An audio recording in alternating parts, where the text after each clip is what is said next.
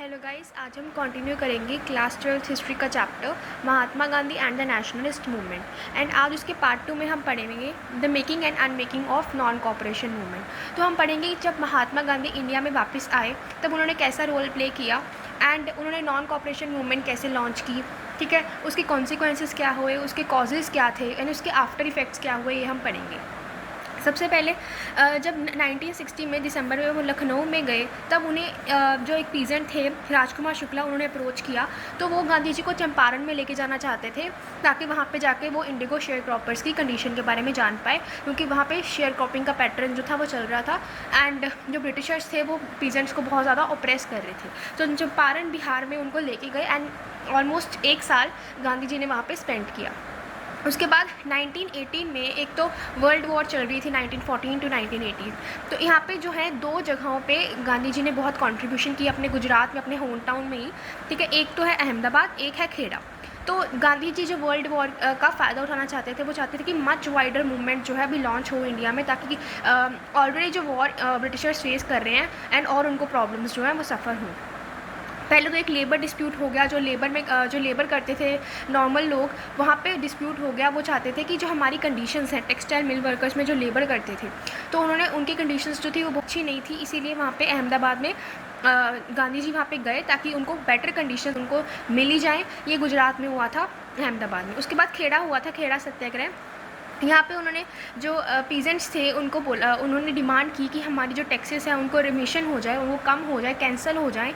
And क्योंकि उनका जो हार्वेस्ट है वो फेल हो गया था, इसलिए उनको जो टैक्सेस देने थे, जो रिवेन्यू देने थे, उन्होंने बोला कि टैक्सेस हैं अभी उनको कैंसिल कर दिया जाए। तो अभी यहाँ पे खेड़ा में गांधी जी गए थे। अब जब वर्ल्ड वॉर चल रही थी उस टाइम पे ब्रिटिशर्स ने 2 चीज़ें की। एक तो सेंसरशिप ऑफ प्रेस लगा दिया कि जो प्रेस जो भी कुछ पब्लिश करेगी उसको पहले ब्रिटिशर्स को देखना पड़ेगा, वो इवैल्यूएट करेंगे एंड उन्हीं की मर्जी से प्रेस में जो भी पब्लिश होगा वो फाइनली लोगों तक पहुंचेगा।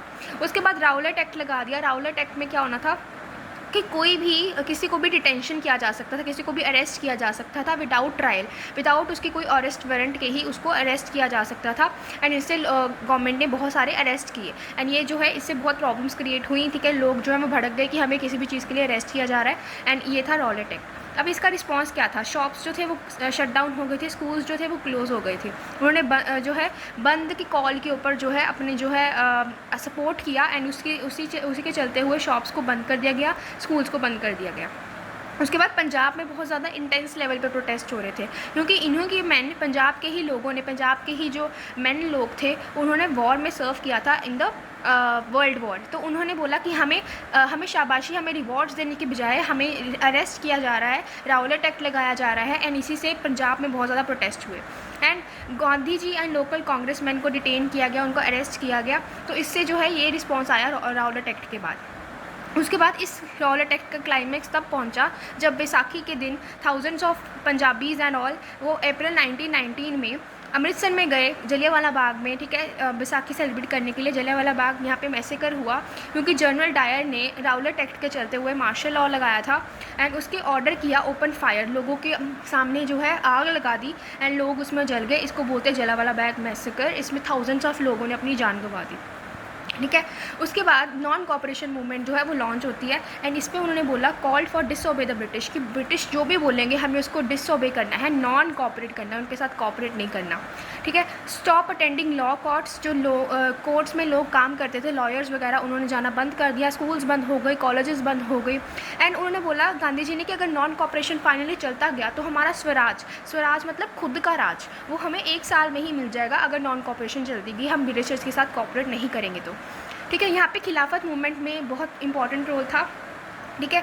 हिंदू मुस्लिम यूनिटी में इसने रोल प्ले किया। तो खिलाफत मूवमेंट जो है वो टर्की में चली थी एंड यहाँ पे इसको शौकत अली एंड उसके ब्रदर ने यहाँ पे इंडिया में उसको सपोर्ट किया एंड ये जो मुस्लिम का ऑटोमन का टर्की का जो एम्पायर था उसके खिलाफ ये चल रही थी एंड इसी मूवमेंट को फिर हिंदूज़ ने मुस्लिम से मिलकर ज्वाइन किया एंड यही जो है नॉन कॉपरेशन मूवमेंट का एक सपोर्टर बन गई खिलाफत मूवमेंट। उसके बाद रिजल्ट्स क्या आए?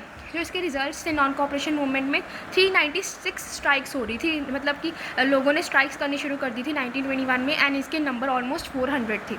उसके बाद 6 लाख वर्कर्स में इस स्ट्राइक्स में पार्टिसिपेट किया था एंड 7 मिलियन वर्क डेज़ का लॉस हो गया था, ठीक है।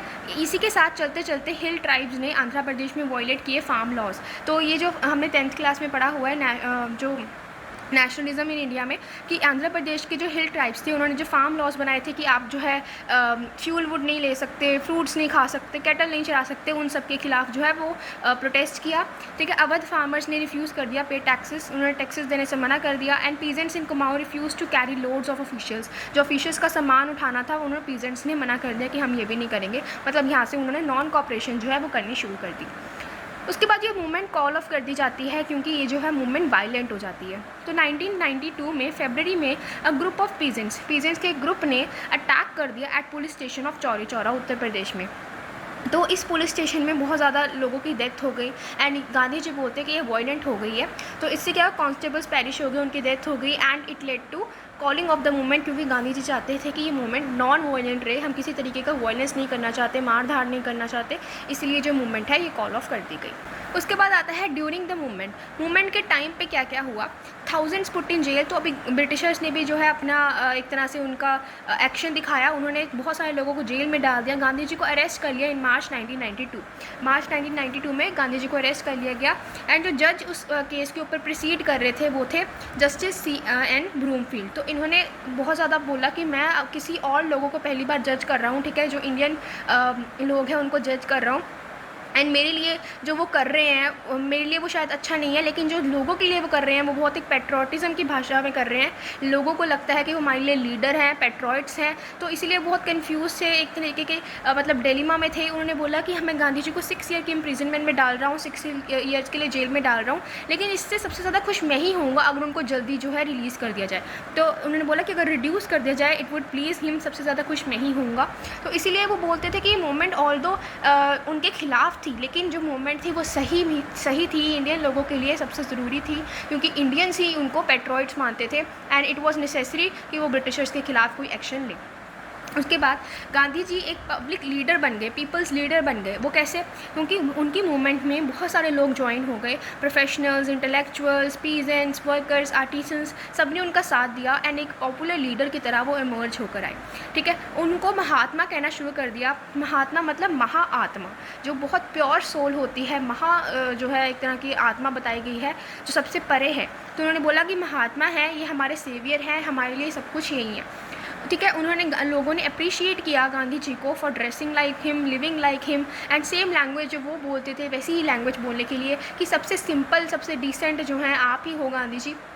एंड इसलिए बहुत अप्रिशिएट करते थे उनको, क्योंकि बाकी के जो अदर जो ऐसे ही कांग्रेसमैन थे या जो बाकी के जो लीडर्स फाइट कर रहे थे वो वेस्टर्न सूट पहनते थे या इंडियन बंद गला पहनते थे, जबकि गांधी जी क्या करते थे, एक सिर्फ धोती पहनते थे एंड ऊपर से कोई भी शॉल वगैरह जो वाइट कलर की होती थी वो लेते थे।